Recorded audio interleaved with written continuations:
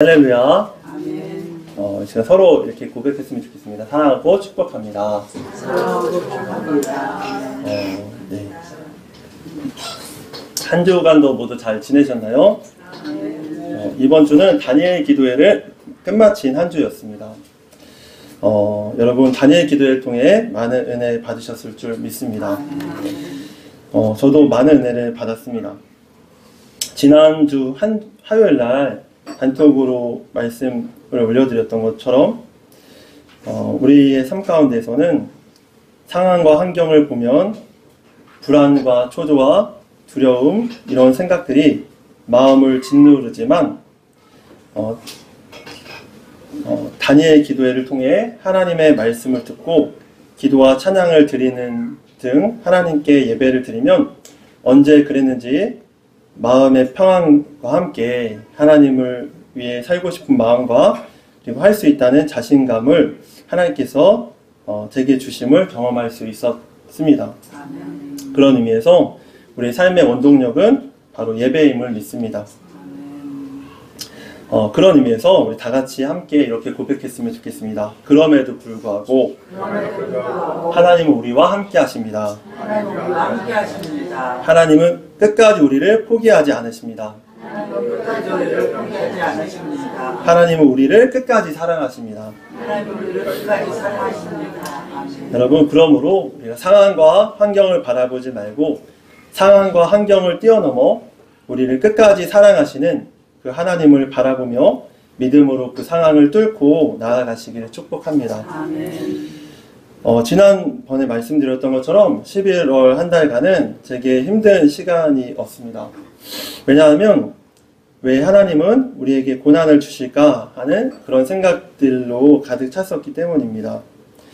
때로는 그 고난이 우리의 죄로 인해 오는 것처럼 느껴지고 또 때로는 우리의 어떠함에도 불구하고 상관없이 우리가 고난을 겪는 여러분들을 보면서 왜 우리에게 하나님은 고난을 주실까 하는 생각을 하게 되는 것이죠. 저로부터 성도님들 그리고 성도님들의 가족들의 건강과 또한 일터에서의 어려움을 들을 때에 더욱더 그런 마음이 들었습니다. 그러면서 하나님의 생각과 우리의 생각은 정말 많이 다르구나 라는 생각을 하게 되었습니다. 저는 모든 분들이 잘 됐으면 좋겠고 행복했으면 좋겠다라는 생각이 있습니다. 그래서 모두가 고통받지 않고 모든 분들이 어려움을 겪지 않고 지금 당장 모든 분들이 행복했으면 좋겠다는 생각이 있습니다. 때로는 그런 일들로 인하여 그렇게 행동을 하다가 실수도 하고 넘어졌던 그런 경험들도 있죠. 그런데 그러한 상황 속에서 제가 할 수 있는 것에는 한계가 있으니 정말 기도밖에 방법이 없음을 느낍니다. 그래서 병을 낫게 해달라고 또한 사업장이 잘 되게 해달라고 그리고 우리의 어려움들을 다 걷어가시고 회복시켜달라고 기도할 수밖에 없는 것입니다. 제가 병을 낫게 해드릴 수 있는 것도 아니고 사업이 잘 되도록 해드릴 수 있는 것도 아니니 안타까움으로 하나님께 기도할 수밖에 없는 것입니다. 그런데 그 순간 아내하고도 이야기했지만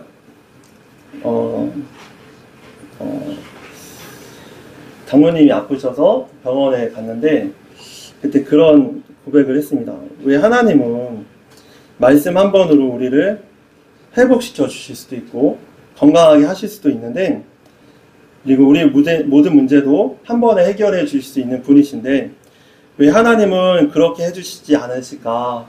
우리가 여전히 연약하게 우리를 그렇게 만들어 주셨을까? 혹은 우리의 어떤 문제들을 해결해 주시지 않을까 하는 이야기를 했었죠. 그래서 하나님께 원망 어린 기도를 하다가도 다시금 믿음으로 기도하는 등 그런 시간을 가졌습니다. 그런데 설교를 준비하면서 그런 감동이 들었습니다. 우리의 고난과 어려움 속에서도 주님은 우리와 함께 하신다고요.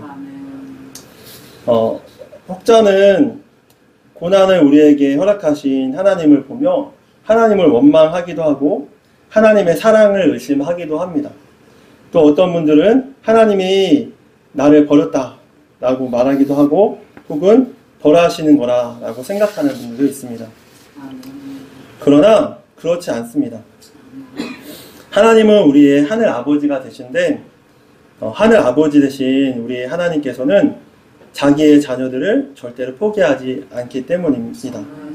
인간의 아버지는 자녀를 버릴지라도 사랑이 무한하신 그래서 하나뿐인 아들 예수님을 우리에게 보내시기까지 우리를 사랑하셨던 그 하나님께서는 우리를 절대로 포기하지 않으십니다. 하나님은 죽기까지 우리를 사랑하신 우리 하나님 아버지이십니다. 그런 하나님께서 우리를 버리시거나 벌하셨다라고 말할 수가 없는 것이죠. 오히려 하나님께서는 우리의 고난 가운데 우리의 아버지 되시는 하나님께서는 함께 우리의 고통 가운데 고통스러워 하시며 함께 마음 아파하시며 우리의 고난에 함께하고 계시다는 것이 더 논리적인 말일 것입니다. 여러분, 우리의 어떠한 상황 속에서도 하나님이 우리와 함께 하심을 믿으시기 바랍니다. 이번 다니엘 기도회는 예전 다니엘 기도회보다 유독 어려운 분들, 힘든 고난을 겪고 계신 분들, 또한 교난을 겪고 계신 분들이 많이 나왔습니다. 예전 간증을 보면 소위 하나님이 성공시켜 주신 분들이 많이 나왔는데 이번 다니엘 기도에서는 제 마음이 그래서 그런지 유독 간증을 하신 분들의 고난스러운, 고통스러운 그분들의 삶이 더 묵상이 되었습니다. 그러면서 한 달 동안 그런 묵상을 많이 했습니다. 왜 하나님은 우리의 아버지이시고 우리를 누구보다 사랑하셔서 하나뿐인 아들 예수님을 우리에게 보내시기까지 사랑하신 분이신데 왜 우리의 고난을 바로 거두어 가시진 않으실까 그런 생각이 들었습니다. 그런데 그분들의 간증을 보면서 한 가지 확실한 게 있었습니다. 우리에게 고난을 허락하시는 하나님의 이유를 우리는 다 알 수는 없지만 그분들의 삶을 통해서 그분들 모두 고난 가운데서도 함께 하셨던 그 하나님을 만났음을 알 수가 있었습니다. 우리는 다 알 수는 없지만 분명한 건 하나님께서 고난 중에 그분들을 떠나시거나 버리신 것이 아니었다라는 사실인 것입니다. 여러분, 그러므로 우리 가운데 혹시 고난 중에 계신 분들이 계시다면 기억하십시오. 하나님은 여러분들을 절대 포기하지 않으십니다. 떠나시거나 버리신 것이 아니심을 믿으시기 바랍니다. 우리에게 그런 의미에서 소망이 있음은 우리의 어떠함과 상관없이 하나님께서는 우리를 절대로 포기하지 않으신 분이시기 때문에 우리에게 소망이 있음을 믿으시기 바랍니다. 하나님은 그분들보다 더 마음 아파하셨고 고난 가운데서 함께 하셨던 하나님을 그분들은 더욱 깊이 만나셨고 다니엘 기도를 통해서 그 하나님을 깊이 전하고 있음을 알 수 있었습니다. 여러분, 그러므로 우리가 지금 고난 가운데 있다고 느끼시는 분들이 계시다면 기억하시기 바랍니다. 지금 하나님께서 여러분과 가장 더욱더 가까이 계셔서 여러분과 함께하고 계시다라는 것을 그러면서 고난을 주신 하나님을 묵상하는데 그런 생각이 들었습니다. 제 자녀들이 생각났습니다. 제 자녀들을 볼 때 제 자녀들이 정말 잘 됐으면 좋겠다라는 생각을 하죠. 그런데 제 자녀들이 잘 됐으면 좋겠어서 원하는 것을 지금 당장 다 들어주지는 않는다는 게 깨달아졌습니다. 어쩌면 이율배반적이지 않습니까? 자녀들이 행복했으면 좋겠다고 하면서 자녀들이 원하는 것을 다 들어주지 않는다는 것이 말입니다. 그런데 돌이켜보면 이것이 이율배반적이지 않은 것이 왜냐하면 모든 것을 다 들어주는 것이 아이들에게 모두 다 도움이 되는 것은 아니기 때문임을 그 순간 깨닫게 되었기 때문입니다. 때로는 아이들이 참는 것을 배워야 하고, 또 때로는 아이들이 그 기간 동안 배워야 할 것이 있기 때문에 모든 것을 다 들어주진 않죠. 어쩌면 아이들은 숙제를 면제받고 시험을 보지 않고 학교를 안 가고 맨날 TV를 보며 게임을 하며 내가 하고 싶은 것을 하며 노는 것이 가장 행복하다고 느낄지도 모릅니다. 그런데 부모님들은 아이들이 행복했으면 좋겠어서 그래서 숙제도 시험도 학교도 가지 말라, 하지 말라라고 하는 것이 아니라 그것을 참고 인내하게 허락하는 것입니다. 너가 그게 제일 행복하니까 맨날 놀아, 그렇게 말할 수는 없는 것입니다. 어쩌면 매주 공부를 하라고 하고 일찍 자라고 말하는 제 말이 아이들은 잔소리처럼 들리고 듣기 싫은 소리처럼 들릴지도 모르지만, 그럼에도 불구하고 그렇게 할 수밖에 없는 이유는 아이들이 정말로 행복하기를 바라기 때문인 것입니다. 그런 생각이 드니 한편으로는 우리도 하나님 아버지의 생각을 다 알 수는 없지만, 하나님께서는 우리를 죽기까지 우리를 사랑하시고 나보다 나를 더 사랑하시는 분이라는 하나님의 성품을 생각할 때 이해가 되진 않지만 이유가 있으시겠다라는 생각이 들었습니다. 어쩌면 그런 의미에서 우리가 하나님을 정말 많이 오해하고 있는지도 모르겠습니다.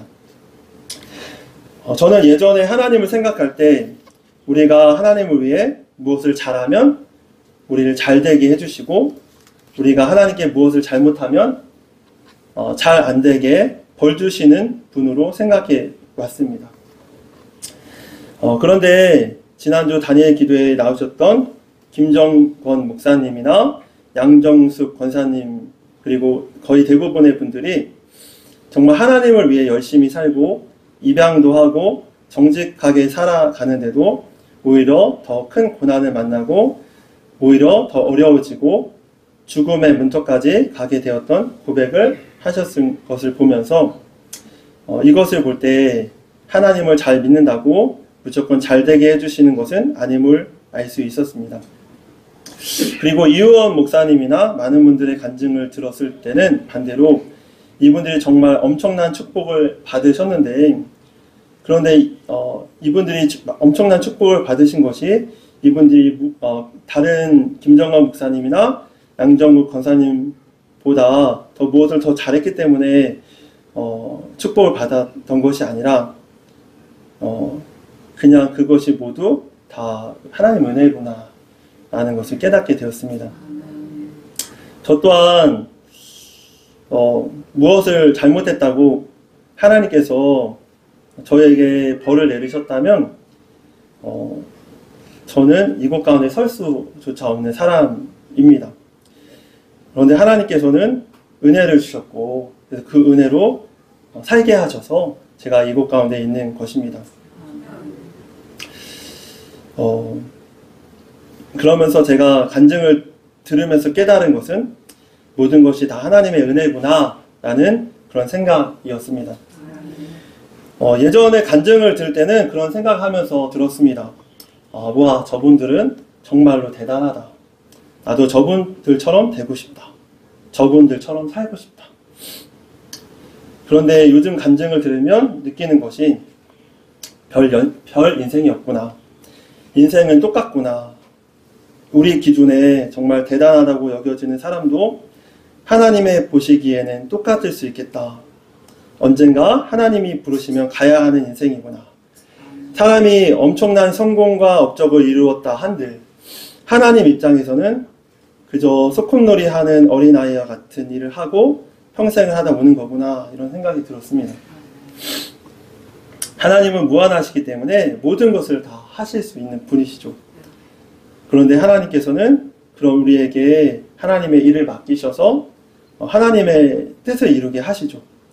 어찌 보면 하나님 보시기에는 우리의 작은 일들이 소꿉 장난처럼 느껴질지라도 부모가 자녀들이 그 소꿉 장난하는 것을 바라보면서 흐뭇해하는 것처럼 하나님 우리 아버지께서도 우리의 그 소꿉장난 같은 그런 작은 일들을 보시며 기뻐하시겠구나라는 생각을 하였습니다.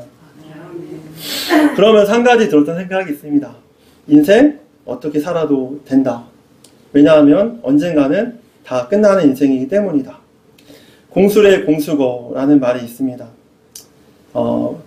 이 세상에서 아무리 많은 업적과 부를 쌓아도 그것을 죽으면 다 가져갈 수 없다라는 말이죠. 우리가 인생에서 그렇게 중요하다라고 여기며 이루고자 했던 것들이 영원한 것이 아니기 때문인 것입니다. 가져갈 수 없는 것이기 때문입니다. 그러니 기왕이면 하나님을 기쁘시게 하며 살아보고 싶다라는 생각이었습니다. 여러분, 오늘 우리가 보신 본문인 전도서 12장 13절 말씀에 이런 말씀이 나옵니다. 우리 한 목소리로 쉬운 성경으로 합독하시겠습니다. 세상 만사의 결론을 들었으니 하나님을 경외하고 그분의 명령을 지켜라. 이것이 사람이 해야 할 본분이다. 우리 개정 성경도 함께 합독하시겠습니다. 일의 결국을 다 들었으니 하나님을 경외하고 그의 명령을 지킬지어다. 이것이 모든 사람의 본분이니라. 여러분, 무슨 말씀일까요? 전도서는 여러분들이 잘 아시는 것 같이 솔로몬이 쓴 글입니다. 그런데 솔로몬은 이 세상에서 모든 부귀와 영화와 모든 것을 다 해본 사람이었습니다. 그런 그가 전도서에서 고백한 말씀은 바로 헛되고 헛되니 모든 것이 헛되다라는 고백이었습니다. 그리고 이어서 한 고백이 바로 이 고백입니다. 내가 인생을 살아보니 인생 다 헛되고 헛된 것을 쫓는 삶이야. 그러니 헛된 것을 쫓지 말고 하나님을 잘 믿고 하나님을 경외하며 살아라. 그것이 사람의 마땅한 본분이다. 이것이 솔로몬이 모든 부귀와 영화 모든 것을 다 누려본 이후에 전도서를 읽는 많은 사람들에게 권면한 말씀인 것입니다. 여러분, 그러면 하나님의 경외하는 삶이란 어떤 삶일까요? 어떻게 사는 삶일까요? 그런 의미로 하나님을 경외하는 삶이란 어떤 삶일까에 대해서 함께 나누고자 합니다. 하나님을 경외하는 삶이란 무엇일까 묵상을 하는데 그런 감동이 들었습니다. 하나님을 경외하는 삶이란 하나님의 계심을 믿고 살아계심을 믿고 그분을 무시하지 않고 살아가는 것, 그것이 하나님을 경외하며 사는 삶이라는 감동이 들었습니다. 여러분, 우리는 때로는 그 하나님을 무시하며 살아갈 때가 정말 많이 있습니다. 저 또한 그랬습니다. 내 인생을 내 맘대로, 내 뜻대로, 때로는 내 기준대로 살아가려고 하는 때가 많이 있었죠. 그런데 정말 모든 것을 다 해보고 나서 더 이상 내가 할 수 없을 때 마지막으로 하는 것이 바로 하나님을 떠올리고 하나님께 매달리는 기도를 하게 되는 것입니다. 그런데 사실 하나님께서 우리에게 원하시는 것은 그것이 아니라 매 순간 우리와 함께 하시는 고난 가운데서도 그리고 형통할 때에도 언제나 우리와 함께 하고 계셨던 그 하나님을 인식하며 살아가기를 원하신다라는 감동이 들었습니다. 여러분, 하나님은 우리가 날마다 하나님을 인식하며 살아가기를 원하십니다. 히브리서 11장 6절 말씀에 이런 말씀이 나옵니다. 다 같이 합독하시겠습니다. 믿음이 없이는 어느 누구도 하나님을 기쁘시게 할 수 없습니다. 하나님께 나아가는 자는 그가 계신 것과 그를 찾는 자들에게 상 주시는 분이심을 믿어야 합니다. 개역개정도 함께 합독하시겠습니다. 믿음이 없이는 하나님을 기쁘시게 하지 못하나니 하나님께 나아가는 자는 반드시 그가 계신 것과 또한 그가 자기를 찾는 자들에게 상 주시는 이심을 믿어야 할지니라. 여러분, 이 말씀은 바로 하나님께서는 하나님이 살아계시고 그리고 하나님이 날마다 우리와 함께 하시는 것을 믿고 그분과 함께 살아가기를 가장 기뻐하신다라는 것입니다.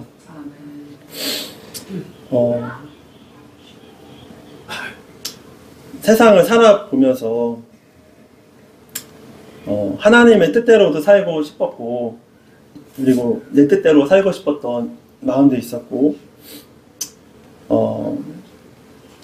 또 수많은 죄를 지으면서 살아왔는데, 제가 깨닫게 된 것은 하나님께서는 내가 하나님을 위해서 무엇을 하려고 하는 것보다도, 그리고 내 뜻대로 하는 것보다도, 죄를 짓는 것보다도 가장 기뻐하시는 것은 믿음으로 살기를 원하셨구나 라는 생각이었습니다. 저는 세상을 살아갈 때 하나님을 위해서 첫째로는 살고 싶었습니다. 그래서 무언가 하나님께 대단한 것을 올려드리고 대단한 업적을 이루면 하나님께서 기뻐하실까 생각하여서 정말 그것들을 이루기 위해서 최선을 다해 살았죠. 그런데 그것을 하면서 깨닫는 것은 제가 소위 그렇게 열심히 살면서 그렇게 살지 못한다고 생각했던 사람들을 판단하고 정죄하는 삶이었습니다. 그런데 하나님께서는 나의 행위나 나의 어떤 업적을 보시는 것이 아니라, 그래서 나의 의를 세우며 나의 정의를 구하며 다른 사람들을 정죄하고 판단하는 것이 아니라 하나님께서는 사랑하기 원하셨습니다. 두 번째로는 제가 하고 싶은 대로 살아왔었죠. 인생이 허무하다 보니 아무리 최선을 다해도 어떠한 것들이 이루어지지 않는 것을 보면 그냥 헛되게 제 인생을 허무한 허무주의로 그냥 자포자기 심정으로 그냥 헛되게 살아왔던 삶도 있었습니다. 그 순간 정말 많은 고통을 겪었고 많은 분들에게 상처를 줬죠. 그러면서 깨달은 것도 이것도 이렇게 사는 삶도 아니구나 라는 것을 깨닫게 되었습니다. 그렇게 헛되게 많은 죄를 지으며 살았죠. 그러면서 하나님께서 많은 은혜를 주셨고, 제가 깨달은 한 가지는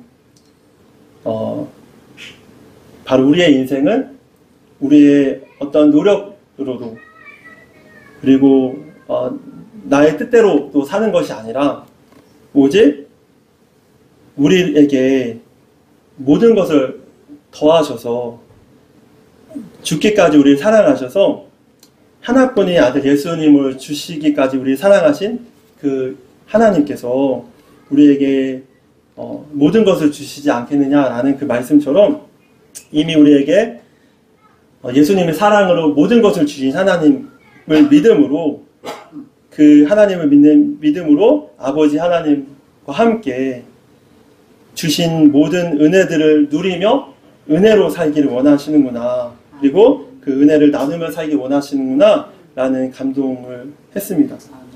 여러분, 히브리서 11장 6절 말씀도 바로 그 말씀입니다. 우리 다시 한번 쉬운 성경 말씀을 합독하시겠습니다. 믿음이 없이는 어느 누구도 하나님을 기쁘시게 할 수 없습니다. 하나님께 나아오는 자는 그가 계신 것과 그를 찾는 자들에게 상 주시는 분이시라는 것을 진정으로 믿어야 합니다. 여러분, 하나님께서는 하나님이 살아계시고 하나님을 날마다 찾기를 원하신다라고 말씀을 하고 있는 것입니다. 히브리서 11장에 나온 성경의 수많은 인물들도 모두 하나님을 믿고 그 하나님을 따라간 사람들이었습니다. 아브라함, 이삭, 야곱, 그 외에 많은 사람들이 무엇을 잘해서 하나님께서 인정하신 것이 아니라 그저 하나님을 믿는 믿음으로 묵묵히 하나님을 따라 살아갔을 때에 하나님께서 그걸 기뻐하시고 축복하시고 은혜로 인도하여 주셨음을 우리가 알 수가 있는 것입니다.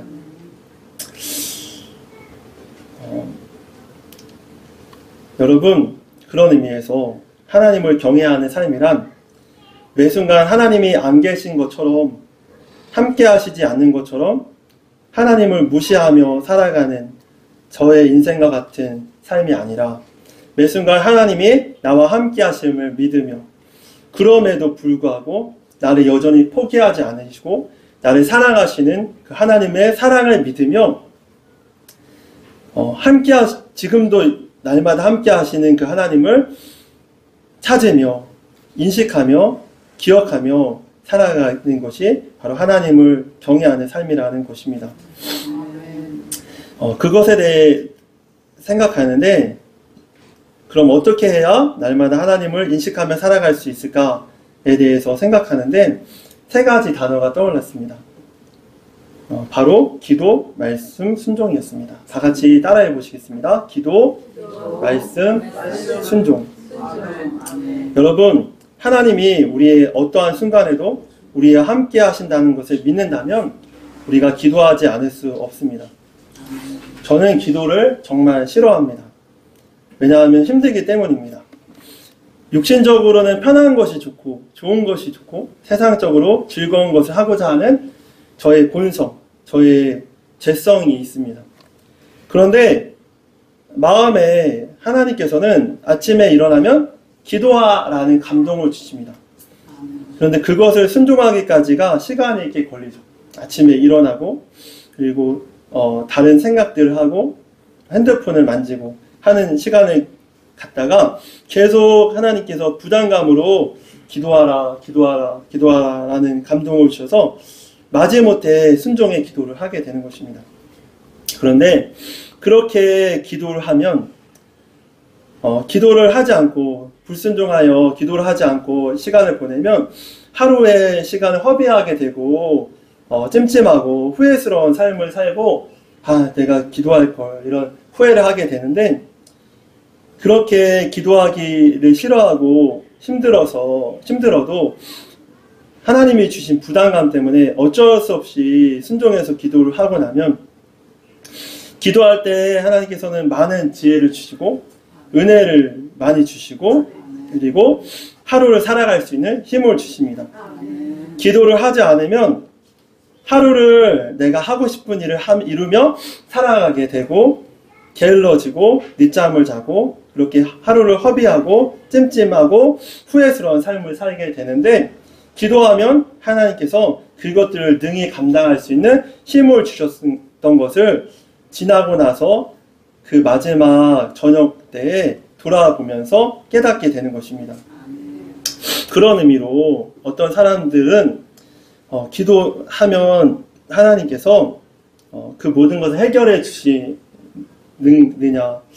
밥을 주냐라고 말을 하지만, 그래서 기도하기보다 너의 열심을 위해서 최선을 다하라 라고 말을 하지만, 사실은 하나님께서는 오늘 히브리서 11장 6절 말씀처럼 하나님이 살아계심과 그분을 찾는 자에게 상 주신다 하신 말씀처럼 그분을 찾고 기도할 때 그 기도를 듣고 응답하셔서 우리의 기도 소리를 듣고 우리의 삶에 회복을 주시고 은혜를 주시고 고쳐주시고 그리고 힘을 주셔서 하나님께서 우리의 힘이 아닌 하나님의 능력과 힘으로 살게 해주심을, 기도에는 능력이 있음을 이 말씀을 통해서 우리가 느끼게 되는 것입니다.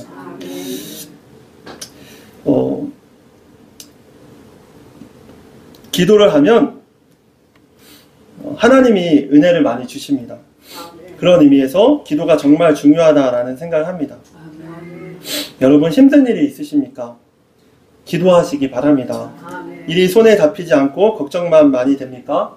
기도하시기 바랍니다. 걱정하기보다 먼저 기도할 때 하나님께서 두려움과 걱정, 근심을 떠나게 하시고 평안 가운데 우리를 인도하여 주실 것입니다.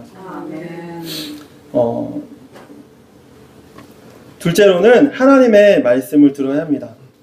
날마다 우리와 함께 하시는 하나님을 인식하며 산다라는 것은 매 순간 우리에게 하시는 하나님의 말씀을 듣는 것이기 때문인 것입니다. 하나님은 지금도 우리에게 말씀하십니다. 때로는 마음 가운데, 또 때로는 성경 말씀을 통해서 우리에게 말씀하십니다. 그런데 우리가 하나님의 말씀을 듣는 것이 중요한 것이 무엇이냐면, 우리가 살아갈 때 마음 가운데 여러 가지 생각이 들죠. 그 생각들은 크게 세 가지로 나눌 수 있다고 합니다. 첫 번째로는 하나님이 나에게 하시는 말씀, 또 두 번째로는 내 생각, 또 세 번째로 마지막으로는 우리를 죽이고 멸망시키는 사탄이 주는 생각, 이 세 가지가 우리 마음 가운데 든다라는 것이죠. 그런데 우리가 하나님의 말씀을 날마다 묵상하고 성경 말씀을 묵상하지 않으면 내 마음에 드는 생각 가운데 무엇이 하나님의 생각인지, 무엇이 내 생각인지, 무엇이 사탄이 나에게 주어서 나를 멸망시키게 하는 생각인지 우리가 미혹돼서 흔들릴 수밖에 없는 것이기 때문입니다. 아담과 하와도 그랬죠. 하나님께서 먹지 말라고 하신 선악과를 먹지 말아야 하는데, 하나님의 말씀을 들어야 하는데, 사탄은 속여서 그거 먹어도 돼. 그거 먹으면 하나님처럼 되는데, 하나님이 너가 그거 먹으면은 하나님처럼 될까봐 두려워서, 겁이 나서, 하나님과 똑같은 존재가 될까봐 두려워서 너에게 그거 먹지 말라고 한 거야. 그러니까 먹어. 결국에는 아담과 하와는 선악과를 먹고 영원한 죽음에 빠지게 되죠. 하나님과의 영원한 관계가 깨어지고 죄로 인해서 하나님께 설 수 없는 존재가 되죠. 마찬가지로 우리에게도 사탄은 계속적으로 하나님의 말씀을 틀어서 혼동시켜서 그렇게 살아도 돼. 괜찮아. 어차피 하나님께서 너 보호해 주실 거야. 이렇게 거짓말로 속이죠. 하나님께서 우리가 죄를 짓는 것을 싫어하시는데 그 죄를 지어도 괜찮아. 하나님께서 어차피 너 보호하실 거야. 이렇게 속이는 거죠. 그러므로 우리가 하나님의 말씀을 날마다 묵상해야 하는 것입니다.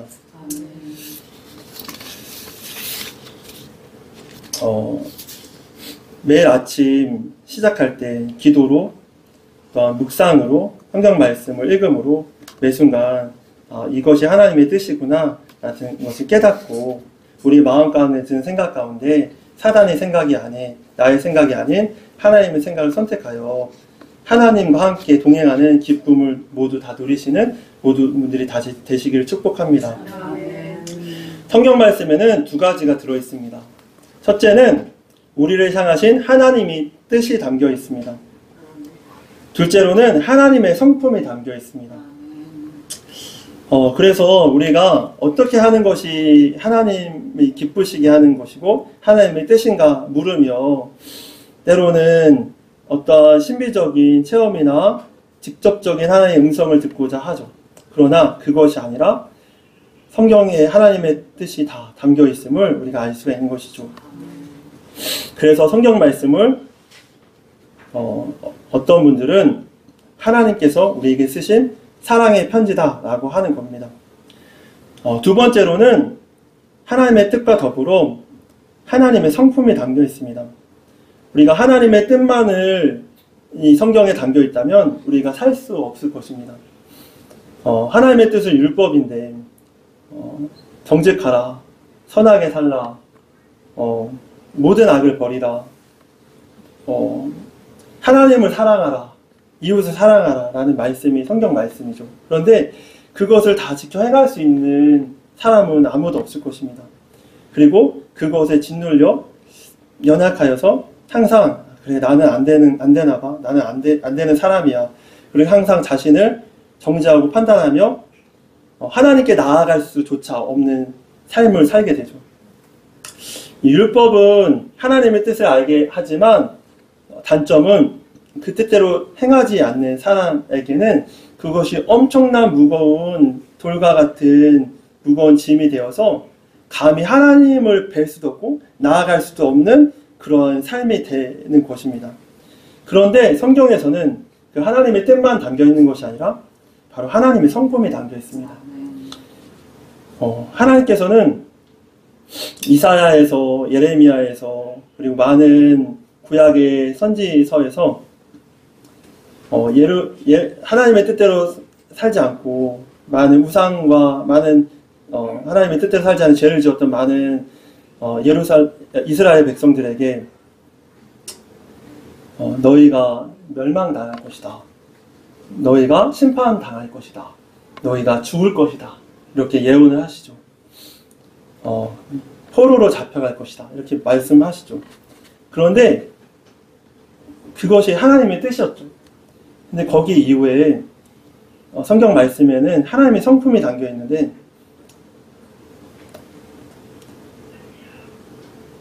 그 이후에 담긴 말씀이 어떤 말씀이 있냐면 그러니 돌아와라. 그러니 내게로 돌아와라. 너희가 돌이켜 회개하고 나를 찾으면 살 것이다. 내가 너를 살려주겠다. 내가 너를 회복하겠다. 회복시켜주겠다. 이런 말씀들로 가득 차 있습니다. 예레미야나 이사야서나 그런 구약의 선지서를 보면은 무섭습니다. 내가 이렇게 많은 죄를 지었는데 나는 이제 살 수가 없구나. 난 죽어야 돼. 나는 아무 희망이 없어. 라고 그렇게 읽어 내려가다가 마지막 하나님의 그 말씀, 하나님의 성품, 끝까지 나를 버리시지 않고 포기하지 않고 사랑하시는 그 하나님의 사랑의 성품을 보게 된다면 우리가 하나님께 나아갈 수 있는 힘을 얻게 되는 것입니다. 여러분, 예수님께서 십자가에 달려 죽으신 그 십자가의 죽으심이 바로 그 하나님의 무한하신 성품이신 것입니다. 하나님의 성품을 말을 할 때 우리는 신실하시다라는 말씀으로 그것을 표현합니다. 신실하시다라는 말씀은 우리처럼 변덕스럽다라는 말이 아닙니다. 잘해주시면, 하나님이 잘해주시면 감사합니다 매달렸다가 뭔가 힘들고 때로는 하나님이 내 기도 들어주시지 않는 것 같으면 하나님 원망하고 하나님을 떠나고 이런 삶이 아니라 하나님께서는 우리가 하나님을 찾고 구하든 때로는 하나님을 떠나 멀리 있든 끝까지 신실하게 우리의 손을 붙잡고 우리를 기다려주시고 참고 기다려주시는 그 사랑이 바로 십자가 예수 그리스도의 사랑을 표현하고 있는 것입니다. 그런 의미에서 십자가의 사랑은, 복음은 우리가 어떠한 행위로 무엇을 하나님께 잘해서 하나님께 구원받는 것이 아니라 오직 하나님께서 우리를 사랑하셨기 때문에 하나뿐인 아들 예수 그리스도를 주시기까지 사랑하셔서 우리의 모든 허물과 죄를 덮어주시고 우리를 사랑하셔서 내게로 오라. 내게로 오면 내가 너희를 살게 하리라. 회복시켜주리라. 구원하시리라. 누구든지 예수님을 믿으면 구원을 얻으리라. 이 말씀이 바로 복음인 것입니다. 우리에게 아무 소망이 없는데 예수님으로 말미암아 우리가 소망을 얻게 되었기 때문에 이것이 복음인 것입니다. 여러분, 그런 의미로 성경에는 이 복음, 즉 하나님의 뜻과 하나님의 성품이 담겨 있습니다. 그러므로 우리가 날마다 사탄의 생각과 나의 생각을 쫓아 살아가는 것이 아니라 하나님의 성품에 또 하나님의 뜻이 담겨 있는 하나님의 성경을 날마다 묵상하며 하나님과 함께 나와 여전히 함께 하시고 지금도 지키시고 끝까지 나를 포기하지 않으시는 그냥 하나님과 함께 하나님의 말씀을 날마다 묵상하며 살아가는 우리 모두가 되시길 축복합니다. 아멘. 이렇게 성경에 담겨있는 하나님의 성품과 끝까지 우리를 사랑하시고 신실하신 하나님의 성품을 깨달아가며 우리는 하나님에 대한 우리의 믿음이 더욱 더 자라가죠. 사실은 하나님을 경외하기 위해서는 우리의 믿음이 필요한데 하나님이 살아계심을 아는 것도 우리의 믿음이 필요하고 또한 하나님을 살아계신 하나님을 찾고 구할 때 상 주시는 분이심을 우리가 그래서 그렇게 따라가는 삶도 믿음이 필요하죠. 그런 의미로 우리의 삶에서 우리가 세상을 정말 주님과 함께 우리의 뜻과 우리의 생각과 우리의 막 노력과 우리의 어떠함으로 실수하고 넘어지고 좌절하면서 그 많은 고통을 겪으며 살아가는 그 삶을 살아가는 것이 아니라 그럼에도 불구하고 고난 가운데서도 기쁠 때에도 우리와 함께 하시는 그 하나님을 함께 행복하게 살아가기 위해서는 믿음이 필수적인 것입니다. 그런데 이 믿음은 기도를 통해 우리의 말씀 들음을 통해 자라나는 것입니다. 그리고 마지막으로 그런 의미에서 하나님을 날마다 인식하며 살기 위해서는 순종이 필요합니다. 순종이란 하나님을 따라 살아가는 것이기 때문입니다.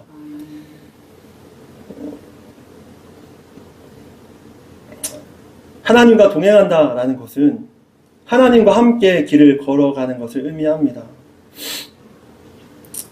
어떤 분이 그런 얘기를 하셨습니다. 교회에서 서로 사랑한다라는 말은 서로 다른 곳을 바라보고 있으면, 등을 지고 있으면 사랑할 수 없다라고요. 그래서 많은 사람들이 서로를 바라본답니다. 그런데 서로를 바라보면 그 사람의 잘남과 나의 잘남, 그 사람의 허물과 나의 허물을 바라보며 서로 비교하게 된다고요. 그래서 이 또한 서로 사랑할 수가 없다라고 합니다.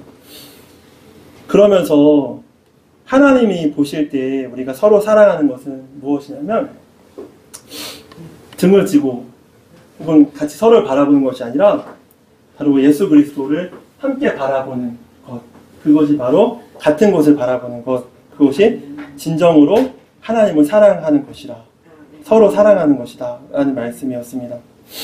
여러분, 하나님과 동행한다라는 것도 하나님과 함께 길을 걸어가는 것을 의미하기 때문에 우리가 많은 교회 지체들과 함께 우리 허물과 우리 연약함 가운데서도 서로를 정죄하며 서로를 판단하는 것이 아니라 서로 사랑하며 예수님을 바라보며 예수님의 뜻대로 예수님 바라보며 한 걸음 한 걸음 그렇게 걸어가는 것이 바로 하나님을 따라 살아가는 것인, 하나님과 동행하는 것입니다. 만약 하나님과 함께 길을 걸어가기를 원하면서도 저처럼 계속 뒤로 돌아가려고 하고 때로는 하나님이 기뻐하신 뜻대로 살지 않는 삶을 살아간다면 그 걸음이 얼마나 힘들겠습니까? 그러므로 순종을 통해 하나님과 함께 하나님이 이끄시는 길로 평안 가운데 걸어가시기를 축복합니다. 때로는 순종이 어렵게 느껴질 수도 있습니다. 가보지 않은 길이기 때문입니다. 가보지 않은 길은 두려움이 찾아오고 겁이 나고 조금만 미끄러질 것 같으면, 그리고 바라봤는데 그곳이 낭떠러진 것 같으면 낙심이 찾아오기도 하죠. 그래서 순종에는 믿음이 필요합니다. 하나님이 우리를 낭떠러지로 떨어지게 하시지 않는다라는 믿음이죠. 좁은 길을 걸어가지만 낭떠러지와 같은 길을 걸어가지만 하나님께서는 끝까지 우리를 붙잡고 가신다는 그 믿음 말입니다. 여러분, 그러므로 우리 이렇게 서로에게 고백하시겠습니다. 서로 바라보며 기도하시면서 고백하실까요? 하나님은 우리와 끝까지 함께 하십니다. 우리를 끝까지 포기하지 않으십니다. 우리를 끝까지 사랑하십니다. 여러분, 그러므로 우리를 끝까지 포기하지 않으시고 우리와 끝까지 함께하고 계신 하나님을 날마다 인식하며 그 하나님께 날마다 기도로 하나님을 의지하고 날마다 말씀을 통해 하나님을 만나시고 순종을 통해 하나님과 함께 동행하는 기쁨을 날마다 누리시기를 축복합니다. 마지막으로 이 말씀을 읽고 마치도록 하겠습니다. 우리 큰 소리로 합독하실까요? 항상 즐거워하십시오. 쉬지 말고 기도하십시오. 모든 일에 감사하십시오. 이것이 그리스도 예수 안에서 여러분을 향한 하나님의 뜻입니다. 항상 기뻐하라. 쉬지 말고 기도하라. 범사에 감사하라. 이것이 그리스도 예수 안에서 너희를 향하신 하나님의 뜻이니라. 여러분, 그러므로 우리 삶에 이러한 고백을 할 수 있는 것입니다. 항상 기뻐하고 항상 기도하고 항상 감사할 수 있는 것입니다. 왜냐하면 하나님이 우리와 항상 함께 하고 계시기 때문입니다. 아멘. 여러분, 그러므로 우리와 끝까지 함께 하시는 하나님과 함께 날마다 기도하고 감사하고 즐거워하는 우리 모두의 삶이 되시기를 축복합니다. 다 같이 기도하시겠습니다.